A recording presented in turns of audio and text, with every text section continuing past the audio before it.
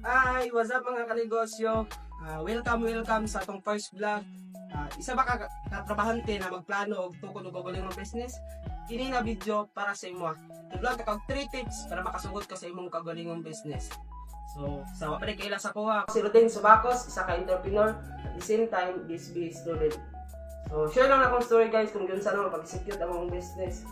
Way back January 2023, kini na time nagtrabaho pa miyan sa isa ka na kong mall sa among lugar as sales clerk. So, akong kauban, nag-resign siya, then nagplano lang ito siya magtukod og kagaling business.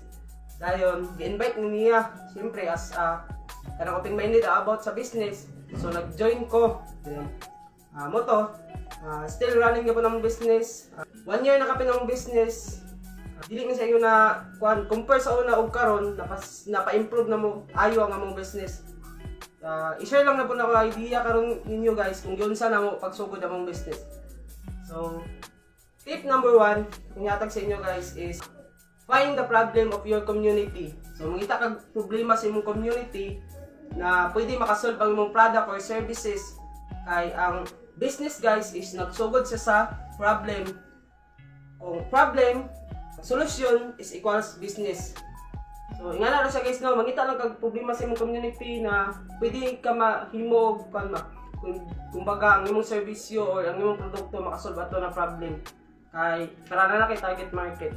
So, ikaduha na tips is kung na kay produkto or services na napili is magpa free service ka or magpa free test para makagather ka og data or mga feedback sa customer or sa imong mga relatives. Magpa free test ka sa imong mga kaila, friends, family para makagather ka og more data para pag baligya na nimo sa imong target market is nanakay mas mapa-improve na nimo ang quality or mas mapa-improve nimo ang imong service yun na gusto nimo ihimog business. Tip number 3 is start on what you have. So kana lang na principle guys no is gikan na sa kasosyo group principle. So dili necessary na nako kapuhunan mag-start ko kung imong business. Ang imong panon lang is ang importante makasugod ka then ipa-generate nimo ang imong business kay para hinihinay ni kang patugamit.